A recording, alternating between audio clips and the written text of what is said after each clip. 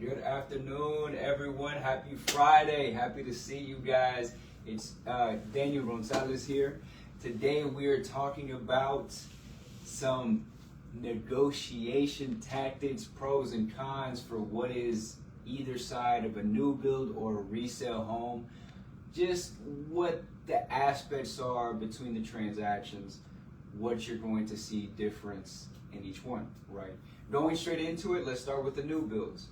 Going with the new builds, let's say first and foremost that, in all honesty, they're probably a bit more simple, only because of the fact that as long as you essentially get approved with their preferred lender, you will get the funds that are necessary for you to have your closing costs paid, have your interest rate bought down, have money at the design studio, have funds to take off the price. Now, please be wary when it comes down to that as well. Just talk to your agent about getting comparables. Even though it is a new build, you still want to make sure you have that information available to you.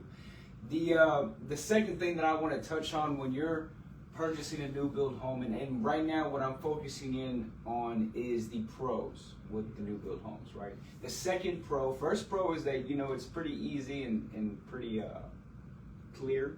You get approved by their lender, you get the incentives. The second pro is it's typically easier to build the rapport, thank you. Build the rapport when it comes down to dealing with the sales rep at the office or with the new build company, right? And what I mean by that is that it's very, very crucial to your success that you have a good relationship with the sales representative, because they are the ones who are ultimately going to go bat for you at the end of the day when it comes to negotiating with management to have more funds for closing costs, more funds for purchase price, whatever the case may be, interest rate buy down, things like that. So it's typically easier to have a good relationship with them, and if they like you, they typically tend to be a bit more flexible. And if your agent has good connections with the builders because they've previously sold there, you can even get a better deal than what you anticipated, because of the fact that these reps, they know us agents, they're looking to maintain the relationship that we have, so they'll typically be a lot more malleable to the idea of allowing us to make certain things happen for our clients, because they know we're going to have more clientele that comes by that we bring to them, right? So they're easier to build rapport with when it comes to those sales reps at the new build companies. The third pro is that the new build companies are typically a bit more flexible when it comes to getting the deal closing, right? If we got to extend the closing date out, or if we have to get more funds for the interest rate to be at a certain amount to keep the monthly payments in line with the DTI because rates went up or went down, new build companies are typically more flexible or just willing to do those type of changes that are necessary at a last minute basis and things like that. And that's the third. The fourth pro is that I will say, depending on the neighborhood and the builder you guys go with, wherever the location is of that neighborhood, they're typically usually a bit more pushed out. They're not as close to the city. Now, for those that are in specific locations, it can be a lot easier to essentially kind of, I would like to say, pull teeth or drag down when it comes to pricing or incentives and things like that. If there's not a lot of competition near them, if there is a lot of competition near them, it's easier to use the other builders to get them to come down to whatever it is you're trying to negotiate, whether it be pricing, closing costs, whatever the situation may be, right? Even getting your lease bought out as well is something that too easy in this market. Now, jumping into what are the cons. If you don't get accepted or approved by the preferred lender, it's typically a lot harder. It's not impossible. You can still get those incentives transferred over to you if you can bring another lender to the table, right? If you have a third-party lender. Now, that being said, it is definitely a bit more work to get those same amount of incentives transferred over to your third lender, right? Just because of the fact that, you know, they're keeping everything in-house for you to get those funds, and for them to transfer that money over to the other lender, it's not impossible. I've done it myself. It's just something that you're going to have to put a little bit more legwork in. That being said, the second con that I would say that comes to buying a home with new builds and having the sales rep and the lender all kind of have your profile when it comes to you negotiating with them can be a bit difficult, because the sales rep is in direct communication with the lender, and lender is direct communication with the sales agent and the management, right? And the sales rep is going to the lender to verify things. Lenders being truthful. Well, I mean, not that they shouldn't be truthful, but let's just say that they're definitely giving all the information that they have at their disposal to, that's legally that they can, to the sales rep and to management, to show that you are willing and able to purchase the home. So when it comes to negotiating, it can be a bit more, what's the word I'm looking for? Just upfront, in the sense of them having kind of all your info when it comes to your finances and things like that. So that cannot be the best for you in when we're talking leverage when negotiating, because the more information they have, less leverage you may have when it comes to getting your pricing or whatever the case may be. The third con that I would say is that typically new build companies have a very one-sided contract or way of looking at things sometimes. They're not going to go about making amends to the utmost that they can sometimes. Let's say, for example, if you have a closing date that you were supposed to have done by, let's say, this Friday, but God forbid the construction materials didn't come by and your lease ends this Tuesday and you got everything in storage, they're just going to push the closing date, right? And you're going to have to figure out what you do and how you're going to manage until the closing date is whenever it is that they're able to get it for you, right? I've once had a client in the past where they pushed the closing date 3 times, right? One of those times we showed up at closing and they had to push our closing. So definitely just something to keep aware of when negotiating with them, that it can be a very one-sided in that aspect of not just them doing things for us, but just negotiating with us, because of the fact that, you know, their contracts are just set up in that way. Their lawyers draft up their contracts very well, right? Last thing I want to leave is the con. The last con I want to touch on is the activity that we're seeing in the new build homes. Fortunately, majority of volume of sales that are currently happening in today's market has been with new builds, mainly because of the fact that they are giving out all the incentives to help the buyers have a lower front end that they have to take care of, right? Compared to a resale home, it can be a bit more legwork in the sense of having upfront funds to get your interest rate bought down or closing costs, whatever the case may be. So keeping those things in mind. Now, to keep things short and sweet, we're going to go ahead and move into what are the resales now, right? Going on the flip side, there's definitely more things that we could touch on. Like I said, though, let's transition over to what is the resale. Main things that I think you guys should have and know is, starting with the pros.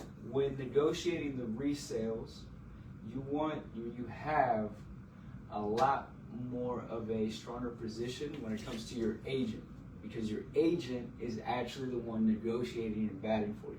Compared with the new build homes, they would you scroll down just a little bit? Two fingers. I got you. Don't you know? Okay. Thanks for your help. Teamwork makes the dream work. That being said, so yes, your agents go to bat for you. So they're actually doing work, compared to when you're negotiating with a new build company. You have the sales rep in the middle between you, your agent, sales rep, management. So I never really speak to management, compared to with the resale, it's buyer, agent, seller. right? So I'm negotiating directly with the other agent, and I'm able to do more reading. I have more control of how I can position my pieces. I like to look at negotiating like I'm playing chess, because at the end of the day, it's all about the information that we can obtain. And sometimes negotiating is not what it seems on the surface, right? Just because someone tells you no doesn't mean that it's actually a no. That being said, the second thing I want to touch on is the listing agent and the lender compared to the new build situation.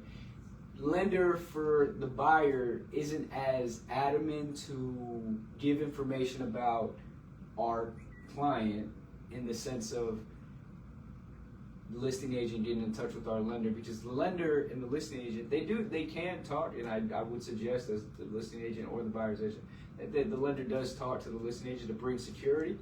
Now, the lender definitely on the buyer's end, when it's not a new build situation, they don't have the lender's number on speed dial, right? Compared to, like, per se, if you're working with a KB Home, and KB Home sales rep can literally call KB Mortgage and talk to the lender like in a matter of seconds, right?